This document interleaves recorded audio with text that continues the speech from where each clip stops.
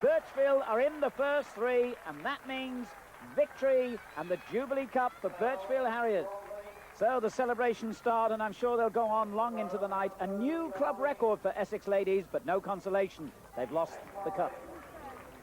Well, you've won by half a point. Oh no. Oh. You think after all that running they would have given us a few more? and apparently that's usually come, what is it, second 3 years? Yeah, that's right. The first time you've won? We got very sick of being the bridesmaids. Well, all I can say is congratulations, especially to the team manager. Yeah. Well done, team coach, but congratulations, girls. I would like to say a big thank you to all our team, because this is only the 4x4 girls, but there are a lot of other people who competed earlier in the day that did personal best. Thanks a lot. Well done. Yes. Congratulations. Wherever it is, we're coming. The bubbly will flow.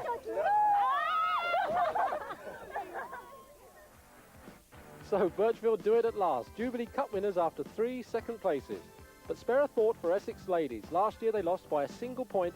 This year by just half a point. Well, the Birchfield girls know how to celebrate a win. Team manager Pauline Hadley makes the long journey to the inevitable ducking in the water jump. Ooh, oh well, it's been a long, hot, sticky day, and I'm sure that will cool her down.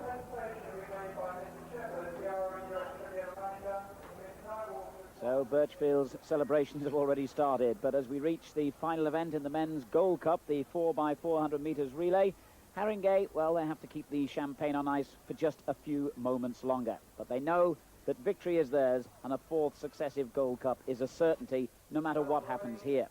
Still, everybody running on pride, and this man, Derek Redmond, running with something to prove. He's had a dreadful year, injuries which prevented him running in the Olympic Games in Seoul. Another injury again this season.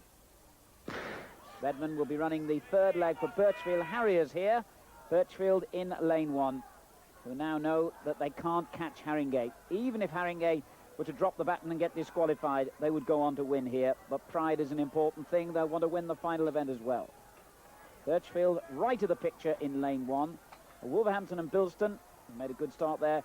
Extreme left in the white vests in lane 8. And then Haringey in that fluorescent kit right in the middle in lane 5. Haringey, remember, have won the last 3 Gold Cup finals and 6 wins in 8 years before today. Britain's European Cup representatives, the mighty North London club, who really have been the premier force in British club athletics now for so many years. And on their way to proving it again here. Certainly Birchfield working up a good lead here. Steve Thomas, the lead-off man, handed over to Alan Humphreys, and it's the fairhead Humphreys who's well in the lead on the outside. Wolverhampton and Bilston. Trevor McKenzie runs for them in the second leg. Lawrence Lynch running the second leg for Haringey. Birchfield with a strong team here and the lead, but remember, Haringey are well on their way now to victory. They've just really got to get round here.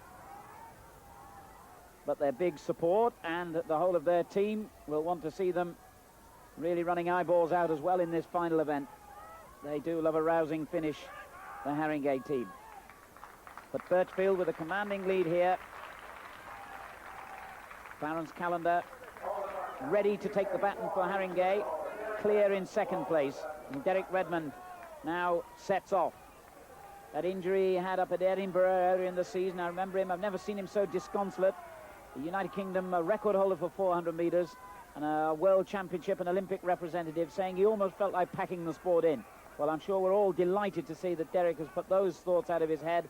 And even though this may be a small stage compared to those he's performed on in years gone by, it's an encouraging little step back towards representing his country and his nation again. And Derek, being urged on by his Birchfield teammates, has maintained their big lead over Haringey. And he will hand on to that great relay specialist, Phil Brown, for the final leg. Gary Cadogan takes over for Haringey in second. And I timed Derek Redmond in 47 seconds. Not especially fast, but he wasn't challenged. And the main thing was good to see him get round cleanly. Indeed it was. And Phil Brown's another who's known injury problems over the years. Marvellous to see him winning the 3A's Championships, the Commonwealth Games trial, and booking his place in Auckland. And here he will just guide Birchfield over the line to victory, I'm sure. Gary Cadogan putting in a spirited effort back in second place for Haringey.